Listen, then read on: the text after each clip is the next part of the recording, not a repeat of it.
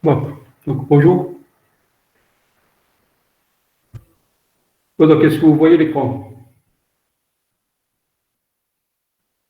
Hmm. Oui, Allô? monsieur. Est-ce que vous voyez Oui, l'écran? monsieur, on voit. Ouais, d'accord. Bon, donc, on va parler de somme de Riemann. Donc, je vais rappeler un peu c'est quoi une somme de Riemann. Donc, vous avez une fonction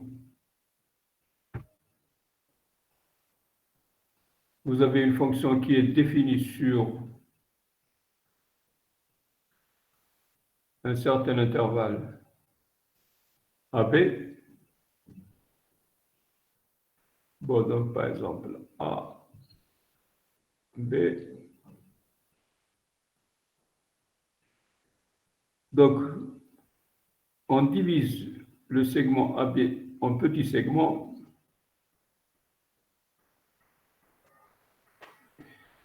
Donc, là, c'est x0, x1, x2, jusqu'à xn.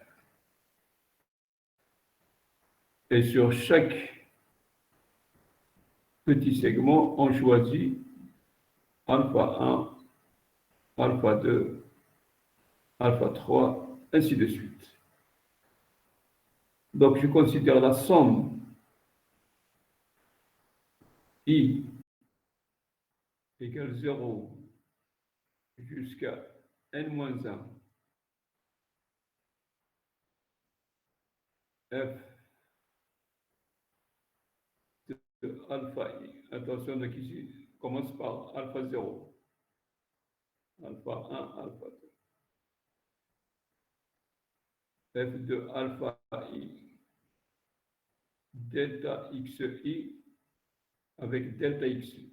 Avec delta xi, c'est tout simplement xi moins 1.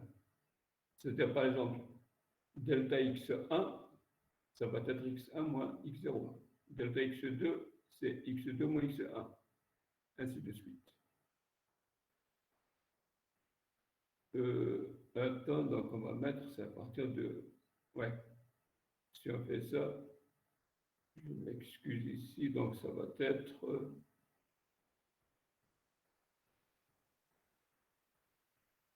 ici, c'est à partir de 1, et là jusqu'à n. Enfin, ça dépend de... C'est juste comment est-ce qu'on convient. Donc, c'est 1 et n.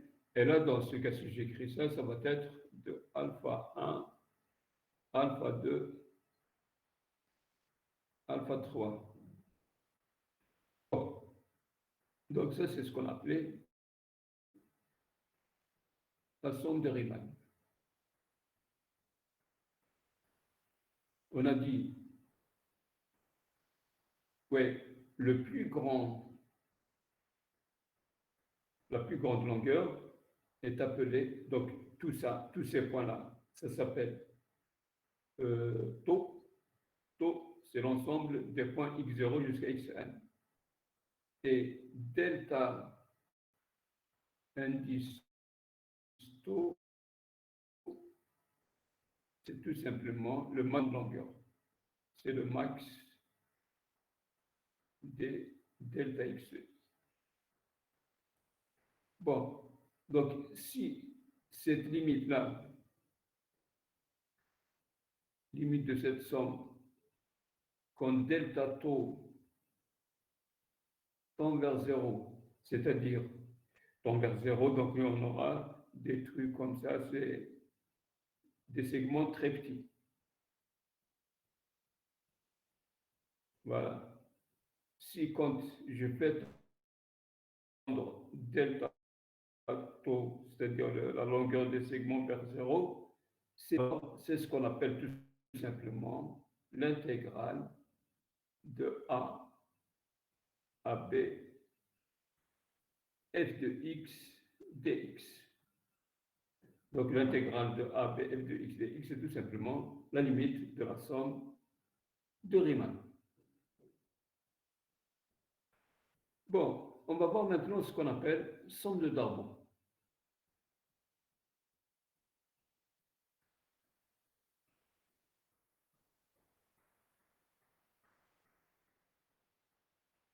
Somme de Darboux, c'est tout simplement dans la somme de Riemann, au lieu de prendre f de alpha i, c'est-à-dire f d'un certain nombre entre xi moins 1 et xi, on va prendre le sup entre xi moins 1 et xi.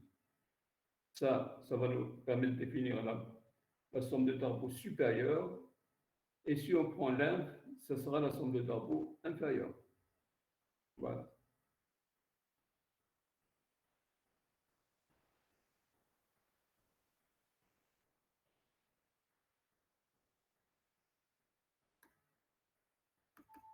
Bon.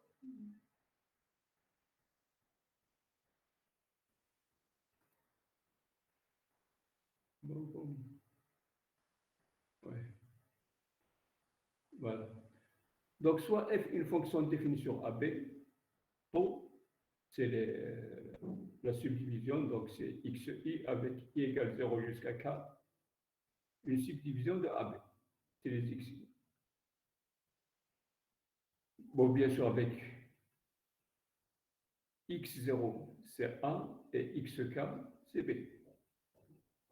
Et delta xi, c'est xi moins xi moins 1, c'est ce que je vous ai dit tout à l'heure, avec i qu'on prend entre 1 et k. Donc, on pose grand MI, c'est le sup de f de x sur, sur le petit segment xi moins 1, xi. Par exemple, M1, c'est le sup de f sur x0, x1. M2, c'est le sup de f sur x1, x2, ainsi de suite. Et MI, c'est l'inf. C'est l'inf toujours de f de x sur xi moins 1, xi, pour i égale 1 jusqu'à k. Donc, on note grand S taux, donc S taux de f, taux, c'est-à-dire ça dépend de la subdivision, c'est la somme de grand MI fois delta XI. Et petit S taux, c'est la somme de petit MI fois delta XI. Comme vous voyez ici dans la somme de Riemann, à la place du grand MI, on a f de alpha i, ou bien à la place de mi. F de i avec alpha i, c'est un point quelconque entre xi moins et xi. Mais là, on prend le sup et l'inf. Donc, grand testo, c'est la borne supérieure de Darboux, et petit testo, c'est la borne inférieure de Darboux. Voilà. Voilà donc la définition des sommes de Darboux supérieures. Et maintenant, on va donner quelques propriétés de ces sommes de Darboux. Bon, bien sûr, c'est ces sommes de Darboux qui nous permettent d'étudier l'intégrale au sens de Riemann. Petit 1, la première propriété, si f est borné sur AB. Bon, bien sûr, on a déjà vu, si f n'est pas borné, ce n'est pas la peine de voir l'intégrale de Riemann. Le fait que f soit borné, c'est une condition nécessaire. Quand f n'est pas bornée sur AB, elle n'est pas intégrable au sens de Riemann. Ce n'est pas la peine d'essayer de calculer son intégrale. Donc, si f est borné sur AB, alors, pour toute subdivision de AB, les sommes inférieures et supérieures de Darboux de f existent et finissent. Bon, bien sûr, si elle est bornée, donc grand MI existe, la borne supérieure existe, et donc cette somme existe, et elle est finie. Même chose pour l'inf. Si elle est bornée, la borne inférieure existe et finie. Donc cette somme, c'est une somme finie, donc elle existe, il n'y a pas de problème.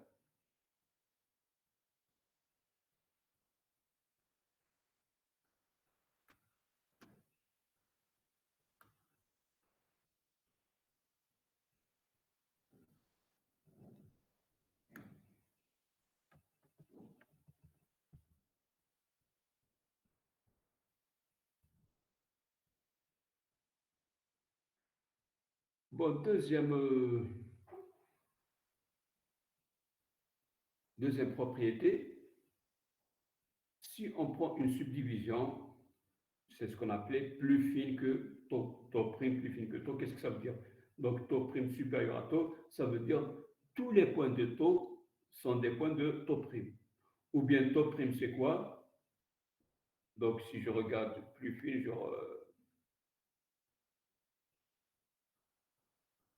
voilà. Si vous avez par exemple, ça c'est AB,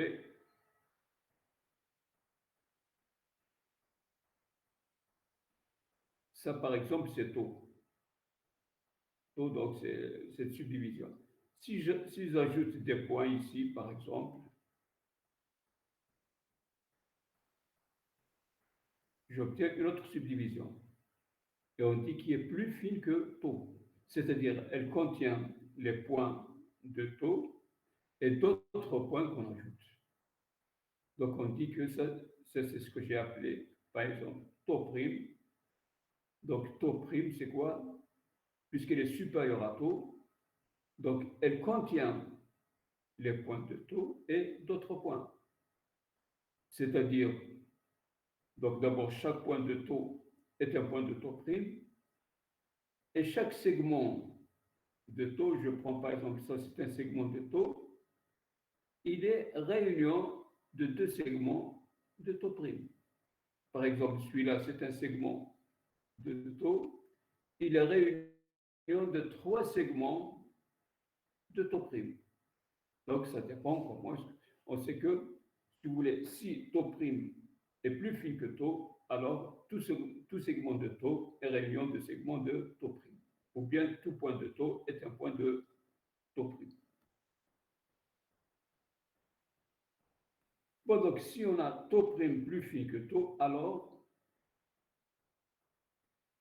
la, la somme supérieure de Darboux par rapport à taux prime est inférieure ou égale à la somme de Darboux par rapport à taux.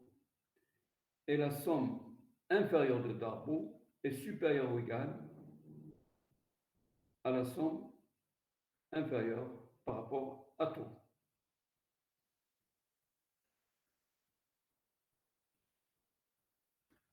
Bon, pourquoi? Voilà. J'ai ici, par exemple, je regarde Esto,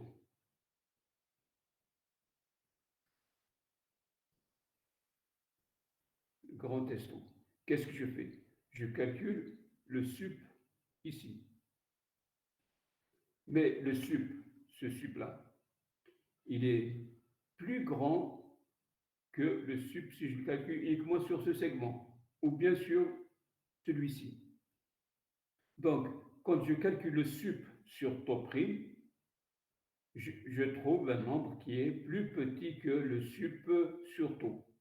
C'est pour ça qu'on trouve S taux prime est inférieur ou égal à S taux. Parce que, je répète, pour S taux, je calcule le sup sur tout ce segment par exemple, et pour S taux prime, ça va être sur celui-ci et sur celui-là. Et quand je calcule le sup sur un ensemble plus grand, donc j'obtiens un nombre plus grand que sur un ensemble plus petit. Maintenant, petit testo. Petit testo prime. Quand je calcule l'inf sur celui-ci, il va être plus petit que l'inf sur cet ensemble-là. Quand je prends un ensemble, quand je prends par exemple A inclus dans B, donc l'inf dans A est plus grand que l'inf dans B. Donc l'inf, quand je les calcule dans taux prime, vont être plus grands que dans taux.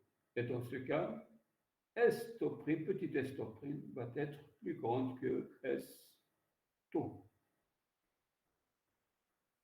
Voilà, donc c'est ce. Donc c'est ce qu'on a dit. Taux prime supérieur à taux, alors grand S taux prime est inférieur ou égal à grand S taux, et petit s taux prime est supérieur ou égal à petit s taux. Bon, là, je vous donne la démonstration en détail, mais c'est ce que je viens d'expliquer.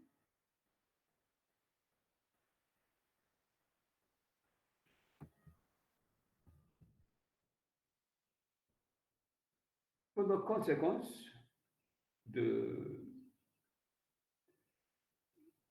enfin de cette propriété, donc on a dit, si vous prenez une subdivision, voilà, donc je reprends avec le...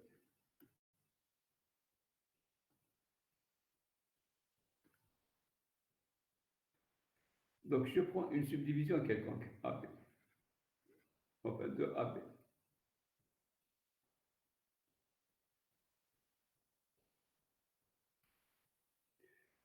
Donc je prends grand testo,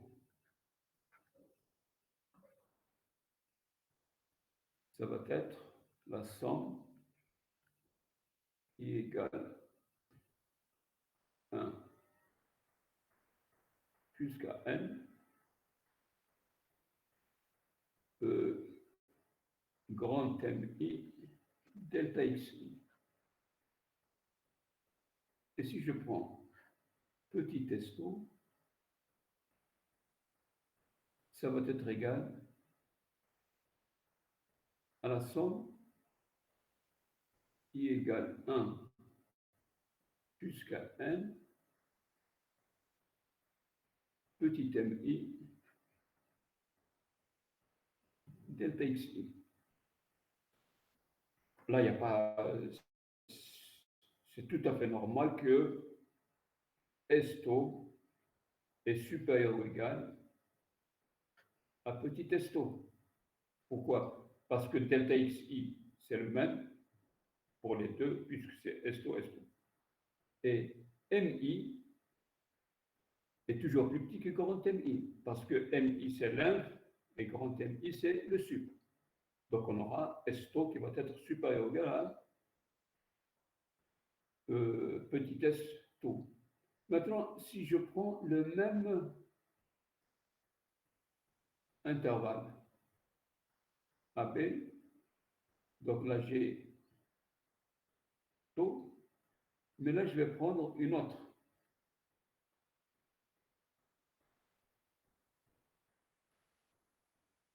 Je vais prendre taux prime.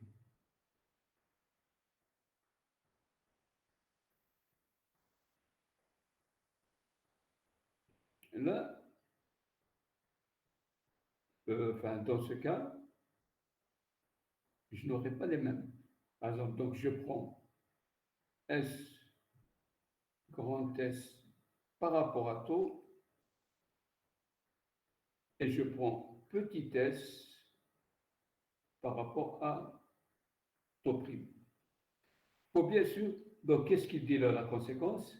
C'est qu'on aura toujours grand S taux inférieur ou égal à petit s taux prime, même si on change de subdivision. Voilà, c'est ce que veut dire. Donc, pour toute subdivision taux 1 et taux 2, là, moi je les ai appelés taux et taux prime, ou bien taux 1 et taux 2 du segment AB, on a toujours petit s taux 1 est inférieur ou égal à grand S taux 2. C'est-à-dire quelles que soient les subdivisions. Donc là, il n'y a pas de... Il suffit de prendre, donc pour la démonstration, Monsieur, est-ce que vous ouais, pouvez répéter ce dernier point, s'il vous plaît? voilà, donc je répète. Attends, je vais... Voilà. Donc vous avez, on a dit S taux est toujours inférieur ou égal, plutôt supérieur ou égal,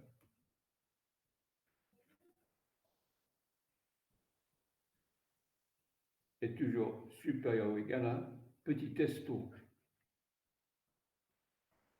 Parce que je calcule les grands S taux, je les calculais par rapport à taux, Donc, si j'ai taux ici,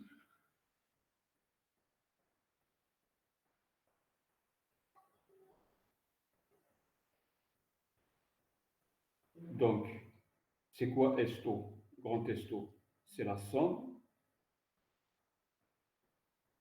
de grand MI fois delta XI,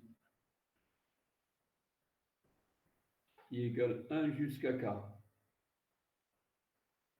Et ça, c'est grand esto. Et petit esto, ça va être la somme I égale 1 jusqu'à K, petit mi, delta xi. Je sais que grand mi, c'est le sup, petit mi, c'est l'inf. Et donc, on a toujours grand esto qui est supérieur à la petite esto, parce que mi est plus petit que grand mi. Mais si je prends maintenant le même segment et je vais changer de subdivision, donc là, c'est la subdivision taux, et là, c'est la subdivision, voilà, on va l'appeler, il vaut mieux ici, c'est taux 1, et là, c'est la subdivision taux 2. Et je calcule grand S par rapport à taux 1, et je vais calculer petit s par rapport à taux 2. Donc, on les a calculés par rapport à deux subdivisions différentes. Eh bien, on a toujours S taux 1 inférieur ou égal à S taux 2. Bon, pourquoi? Voilà. Donc, si je prends, donc vous avez taux 1, on a calculé S, grand S par rapport à taux 1 et petit s par rapport à taux 2. Si je prends taux, c'est égal à taux 1 union taux 2. Donc, je vais avoir S,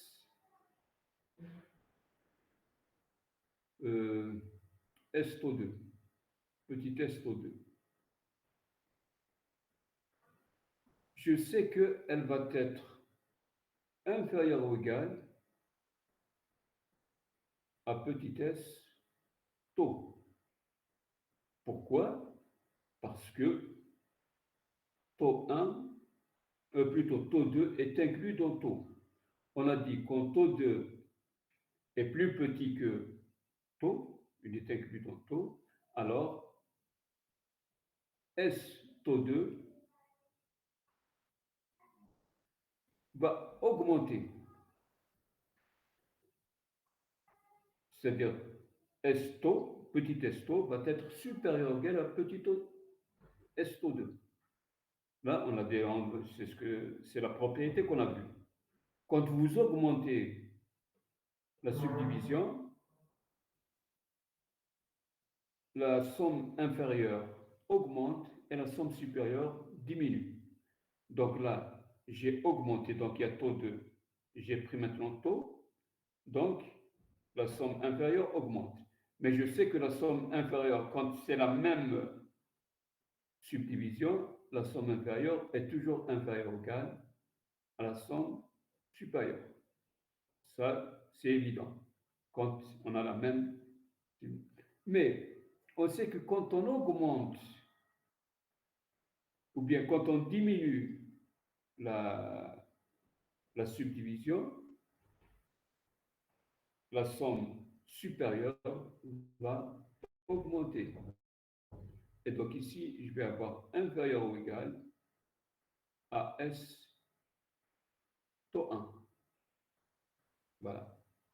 Donc j'ai la somme inférieure est le plus petit que la somme inférieure par rapport à taux parce que taux contient taux 2. Après, la somme inférieure à taux est inférieure à la somme supérieur à taux, il n'y a pas de problème. Ça, quand c'est la même subdivision, la somme inférieure est toujours inférieure à la somme supérieure, puisque le- la borne sup est supérieure à la borne inf. C'est tout. Et maintenant, on a vu aussi la somme supérieure de Darboux est toujours inférieure ou égale à la somme de Darboux quand on diminue la subdivision. C'est enfin la propriété qu'on a vue. Et donc ici, on obtient que S taux 2 est toujours inférieur ou égal à grand S taux 1. C'est-à-dire, même si vous changez de subdivision, la somme de Darboux inférieure reste toujours inférieure à la somme de Darboux supérieure.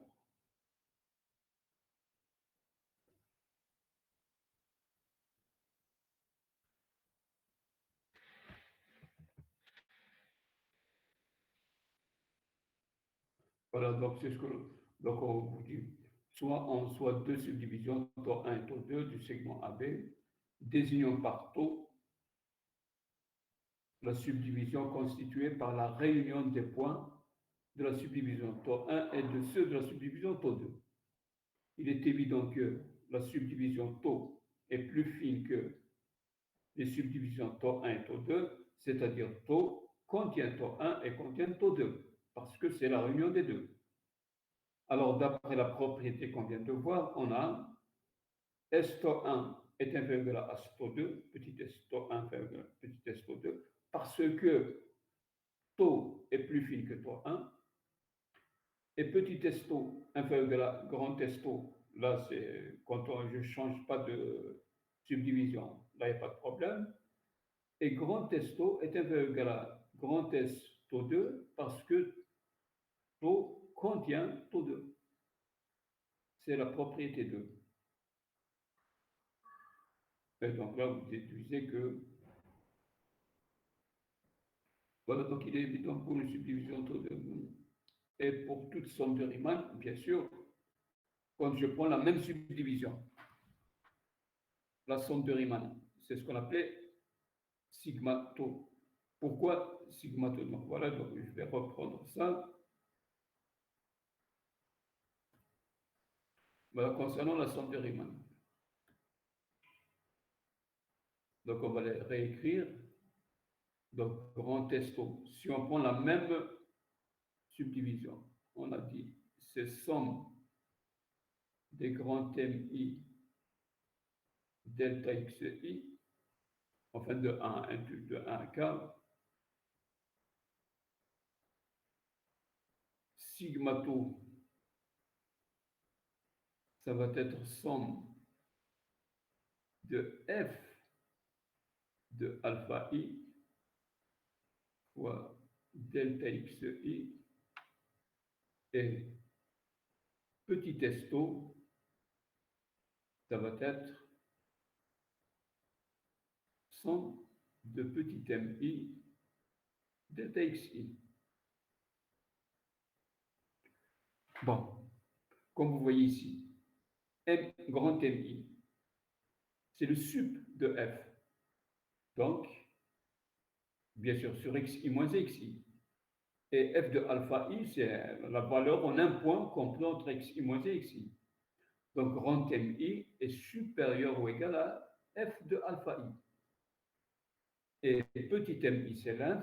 Donc, petit mi est inférieur ou égal à f de alpha i. Ça veut dire qu'on obtient petit tau est inférieur ou égal à sigma tau, qui est la somme de Riemann, est inférieur ou égal à grand testo. Voilà. Et comme vous dit, il est évident que petit testo est inférieur ou égal à sigma tau inférieur à grand testo. C'est juste une petite remarque, quoi.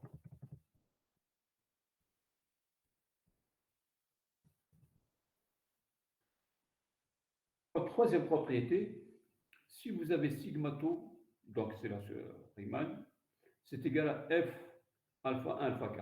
Les alpha 1 alpha k, c'est le nombre qu'on prend entre xi moins 1 et xi. Donc c'est la somme de Riemann. Alors, bien sûr, donc alpha 1 alpha k, vous pouvez les changer comme vous voulez, entre xi moins 1 et xi. Alors, c'est quoi au juste petit testo? Petit testo, c'est tout simplement l'inf de la somme de Riemann, en changeant bien sûr alpha 1, alpha k. Et grand testo, ça va être le sup des sommes de Riemann. Voilà, là, donc, il y a une démonstration directe. Donc, on prend soit tau, c'est xi entre 0 et k, donc x0, x1 jusqu'à xk, subdivision de AB. Et alpha i, c'est un point entre xi moins 1 et xi. Donc, en vertu des propriétés des bornes inférieures et bornes supérieures, ça c'est ce que vous avez déjà vu au début. Petit testo, c'est quoi? C'est la somme des LI delta XI. Mais MI, c'est quoi? C'est l'inf. Donc ça va être la somme. Donc je remplace MI par sa valeur, c'est l'inf pour alpha I entre XI moins 1 et XI. F de alpha I, delta XI. Et vous avez déjà vu que l'inf de A plus B, c'est égal à l'inf de A plus l'inf de B. Et donc, vous pouvez faire sortir l'inf. Et donc, ça, c'est égal à l'inf pour alpha i compris entre xi moins 1 et xi est égal à k de la somme des alpha i, delta xi. Ici, tout ce qu'on a utilisé, c'est l'inf de A plus B, c'est égal à l'inf de A plus l'inf de B. Et donc, et c'est là, c'est la somme de Riemann, c'est-à-dire, c'est égal, donc petit testo, c'est égal à l'inf des sommes de Riemann. Bon, la même chose pour le sup. Le sup aussi, vous savez ce qu'on utilise, c'est le sup de A plus B, c'est égal au sup de A plus sup de B. Donc, vous avez ici grand testo, c'est somme des MI et le MI, c'est le sup, c'est somme des sup. Donc, c'est égal à la somme, plutôt au sup de la somme des alpha I. Et donc, c'est égal, plus simplement, au sup de sigma 2, de la somme de Riemann. Bon. Donc, qu'est-ce qu'on a ici? Enfin, là, c'est juste une notation. Ici, je n'ai pas défini exactement c'est quoi le I alpha.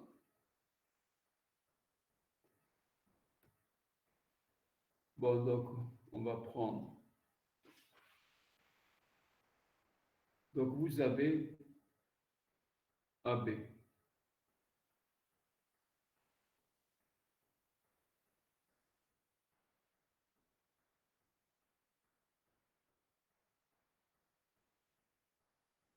Et vous avez des subdivisions.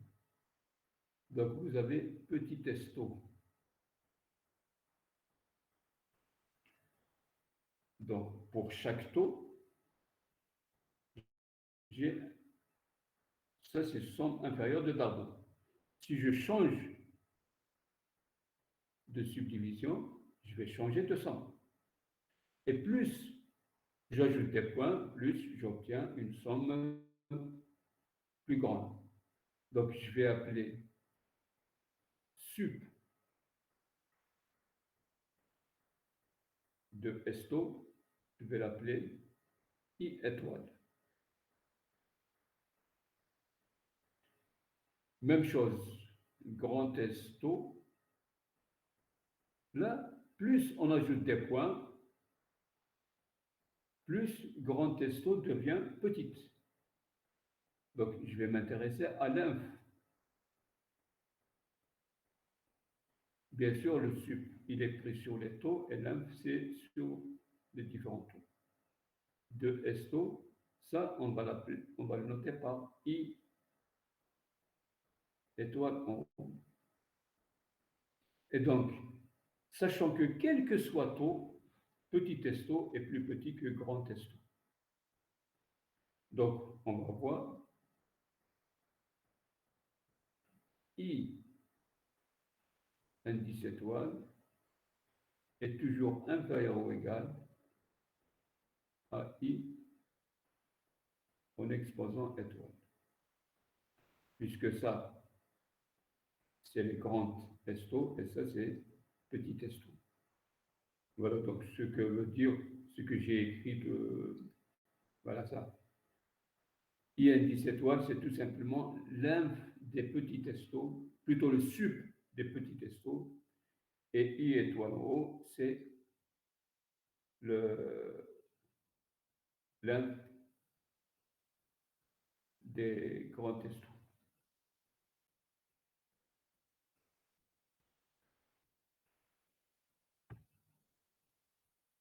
Voilà.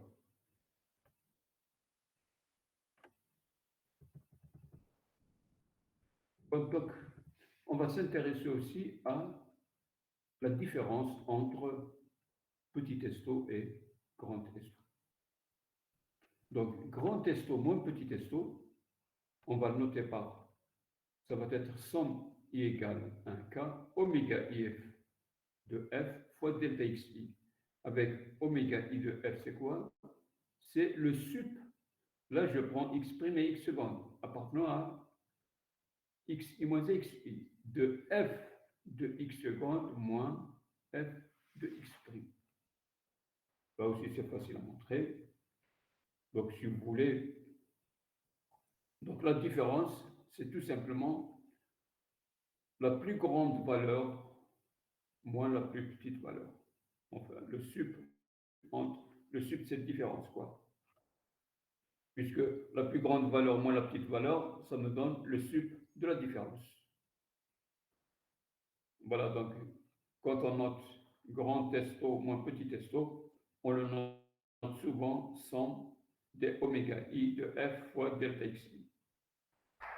Et donc, oméga i de f, c'est tout simplement le sup f de x seconde moins f de x prime avec x prime et x seconde appartenant à x et moins 1, x. Voilà.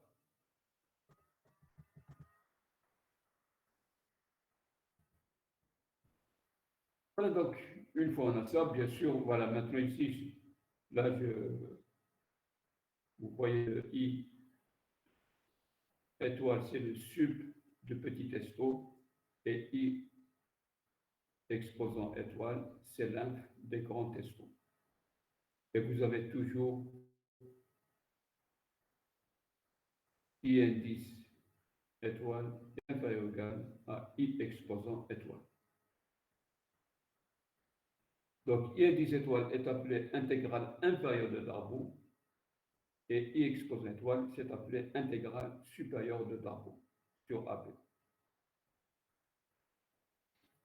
Maintenant, on peut savoir quand est-ce que on a bien vu des fois l'intégrale quand elle existe et on a vu aussi des cas où l'intégrale n'existe pas.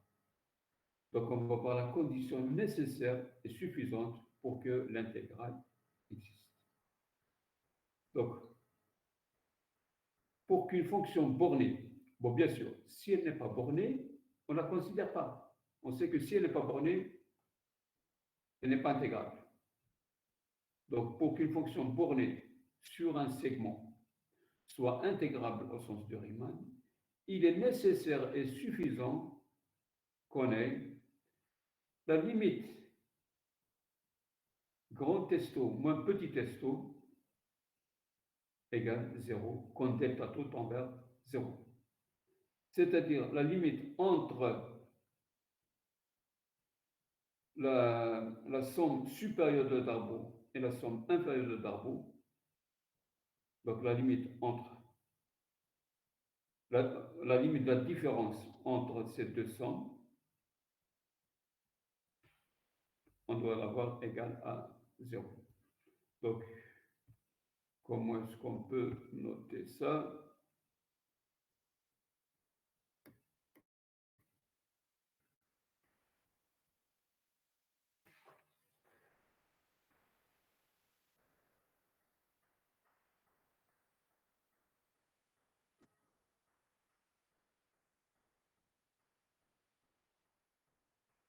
Bon, donc j'ai limite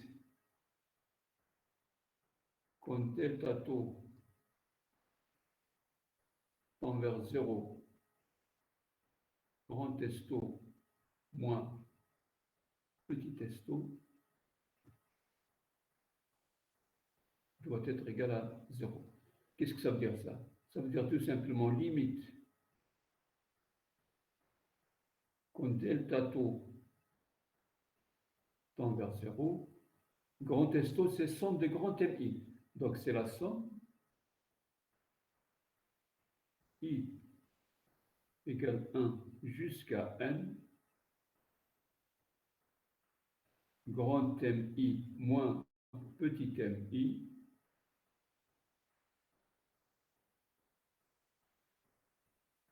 delta XI. Cette limite doit être égale à 0. Donc si on a cette limite égale à 0, alors la fonction est intégrable au sens de Riemann. Bon, pour la démonstration, je vais essayer de voir comme ça rapidement. Bon, donc vous avez la condition 7. On suppose que vous avez cette condition. Qu'est-ce que ça veut dire? Donc, il faut montrer que la fonction est intégrale. Comment est-ce qu'on montre que la fonction est intégrale? C'est quoi la condition? Par définition, c'est quoi f est intégrable? F est intégrable si la limite quand delta taux tend vers 0 de sigma taux, et sigma taux c'est la somme I égale 1 jusqu'à N f de alpha I fois delta xi. Si cette limite existe et finie, indépendamment bien sûr des alpha I, donc par exemple est égal à I, alors la fonction est intégrable et son intégrale est égale à I. Donc on doit montrer que si la limite de grand esto moins petit esto égale à 0, alors la limite de f de alpha I fois delta x, et somme de alpha I fois delta x, et quand delta tend vers 0, existe et finie. Voilà ce qu'on doit montrer. Voilà donc. Donc, qu'est-ce que ça veut dire cette limite est égale à 0? Ça veut dire tout simplement la définition d'une limite.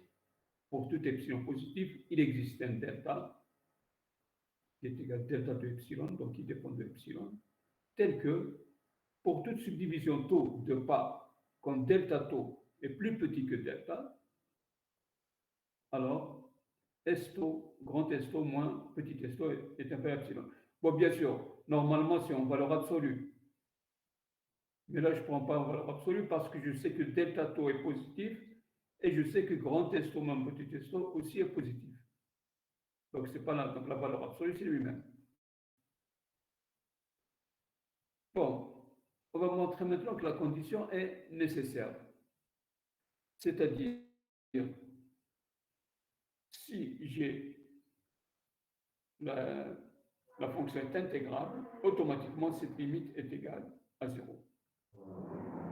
Donc, soit f est une fonction bornée, bien sûr bornée sur AB, est intégrable sur ce segment. Donc, automatiquement, I est égal à l'intégrale de AB f de x dx. Elle existe. Donc, qu'est-ce que ça veut dire ça? Je vous ai montré, ça veut dire limite de sigma tau, quand delta tau tend vers 0, est égal à I. C'est limite de la somme de Riemann. Donc, qu'est-ce que ça veut dire ça? C'est pour tout epsilon positif, il existe un delta, donc delta epsilon supérieur à 0, tel que pour delta tau inférieur à delta, on aura sigma tau moins I en valeur absolue inférieur à epsilon, quand delta tau est plus petit que delta. Ça, comment est-ce qu'on peut l'écrire? C'est I moins epsilon plus petit que delta tau, plus petit que I plus epsilon. Voilà. C'est-à-dire sigma tau est compris entre I moins epsilon et I plus epsilon. Bien sûr, quand delta tau est plus petit que delta. Donc, si delta tau est plus petit que delta, d'après la troisième propriété de Darboux, on a I moins epsilon. Il va être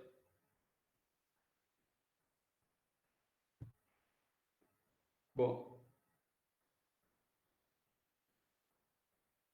I moins epsilon va être plus petit que S tau. Pourquoi? Parce que S tau, petit S tau, est plus grand que sigma tau. Et comme sigma tau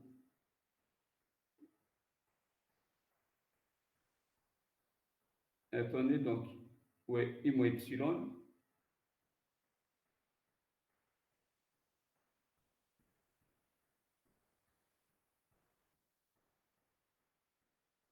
I moins epsilon, d'après la troisième propriété de Darboux. Bon, on va voir la propriété de Darboux, la troisième.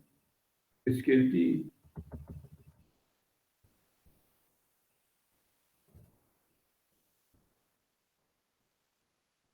Voilà. Sigma tau est compris entre petit S tau et grand S tau.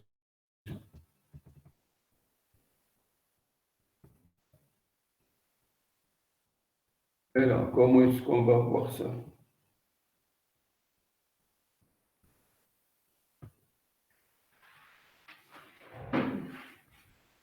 Oui, donc je vais avoir I moins epsilon.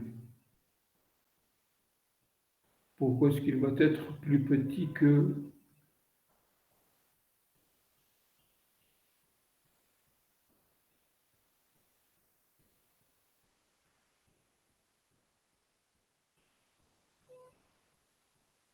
plus petit que 2 epsilon? Là, pourquoi est-ce que je vais avoir I moins epsilon plus petit que... Parce que là, je peux ajouter ici sigma tau supérieur à petit s tau.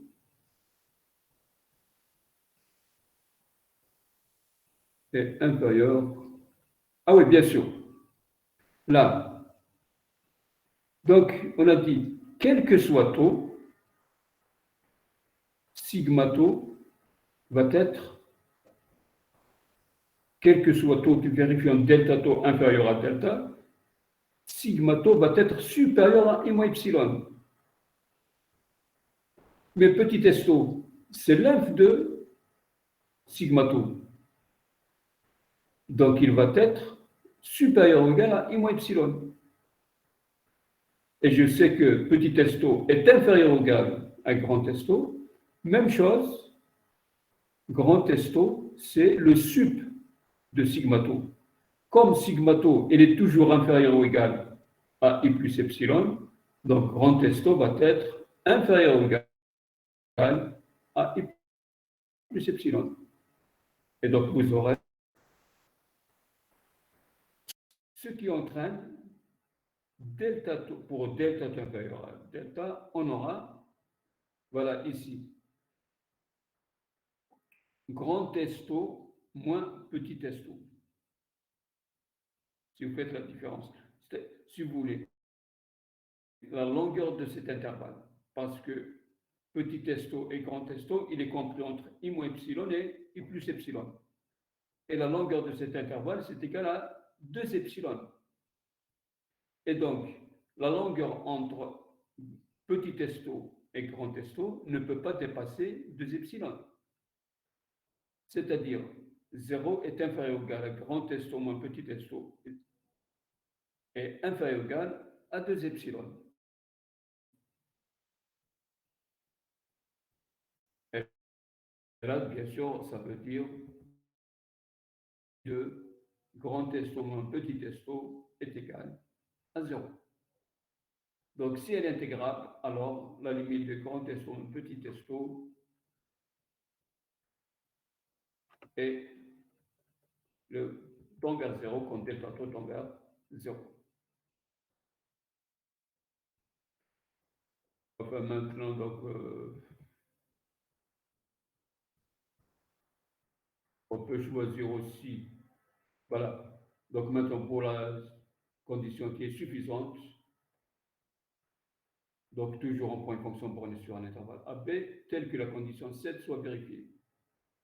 Toujours d'après la définition des intégrales inférieures et supérieures de Darboux, l'inégalité 6 entraîne petit testo est inférieur ou égal à petite, à grand I indice étoile, inférieur ou égal à grand I, et inférieur ou égal à 1, puisque I indice étoile, c'est le sup de petit s, et I en puissance étoile, c'est l'inf de grand S. Donc vous avez cette inégalité. Ce qui donne 0 est inférieur ou égal, donc toujours la même chose. La distance de cet intervalle, c'est grand testo moins petit testo. Donc vous aurez 0 est inférieur ou égal à I en puissance étoile moins I indice étoile, et inférieur ou égal à grand testo moins petit testo. Là, c'est juste un intervalle puisqu'il est contre les deux.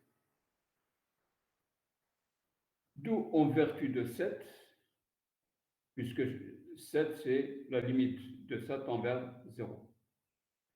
Et ces I étoiles ne dépendent pas de taux, donc automatiquement, ils sont égaux entre eux. Parce que quand je fais tendre taux vers 0 ici, je vais obtenir ça égale à 0.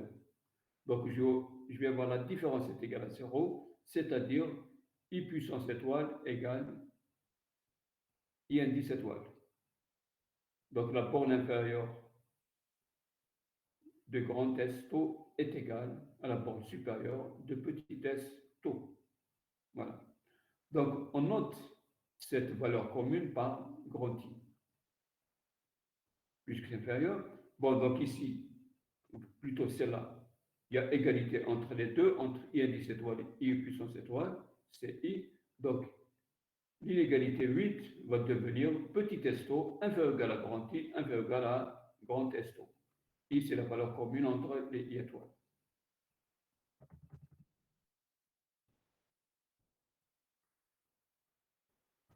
Bon, donc qu'est-ce qu'on a?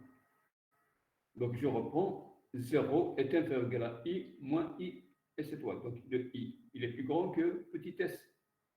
Donc 0 est inférieur ou égal à I moins petit s étoile. Mais le I, il est inférieur ou égal à grand S. Donc je peux le remplacer par grand S, et donc c'est inférieur ou égal à grand testo moins petit testo. Même chose ici, 0 est inférieur ou égal à grand testo moins I. Grand testo moins I, c'est positif. Et ça, c'est inférieur ou égal. Si à la place de I, je vais mettre petit s. Parce que petit s, c'est plus petit que grand I. Et donc, on a ces doubles inégalités. Maintenant, de ces doubles inégalités, on déduit tout simplement que la limite de I moins petit s égale la limite de grand S moins I égale 0. Puisqu'on a ici, qu'est-ce qu'on a? Voilà. Puisque cette limite va tendre vers 0, grand S moins I. Donc, I moins petit s va tendre vers 0. Même chose, cette limite va tendre vers 0. Donc, grand S moins I va tendre vers 0. Voilà. Ce qui veut dire la limite de petit testo égale à la limite de grand testo égale à I. Mais on sait que sigma tau est compris entre petit s et grand S. Et donc, la limite de sigma tau va être égale aussi à I. Et donc, elle va être intégrale. Bon, maintenant, avec cette caractérisation,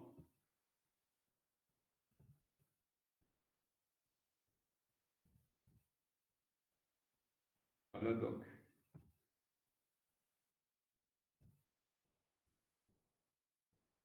Voilà. Intégrabilité des fonctions continues et fonctions monotones. Là, on va commencer à voir quelles sont les fonctions qui sont intégrables, quelles sont les fonctions qu'on peut intégrer. On a vu par exemple les fonctions qu'on ne peut pas intégrer, c'est les fonctions qui ne sont pas bornées. Si elle n'est pas bornée, on ne peut pas l'intégrer. Maintenant, si elle est bornée, on peut l'intégrer, mais il y a des fonctions qu'on peut intégrer et d'autres qu'on ne peut pas intégrer. Voilà ici par exemple, dans le théorème 3, toute fonction continue sur un segment est intégrable au sens de Riemann sur ce segment. Mais attention, il ne faut pas confondre ici. Bon, aujourd'hui, on n'aura pas le temps de voir la démonstration, mais ce qu'il faut retenir, si vous avez une fonction continue, alors elle est intégrable au sens de Riemann. Si elle n'est pas continue, c'est possible qu'elle est intégrable, c'est possible qu'elle n'est pas intégrable au sens de Riemann. Donc attention, les fonctions intégrables au sens de Riemann, il ne faut pas confondre avec les fonctions continues. Quand on vous dit quelles sont les fonctions intégrables au sens de Riemann, il ne faut pas répondre c'est les fonctions continues. Bien sûr, les fonctions continues sont intégrables au sens de Riemann. C'est ce qu'on verra par ce théorème-là. Mais on rencontrera des fonctions qui ne sont pas continues et qui sont intégrables au sens de Riemann. Donc, continu implique intégrable au sens de Riemann, mais intégrable au sens de Riemann, ça ne veut pas dire qu'elle est continue. Voilà. Bon, donc on s'arrête là.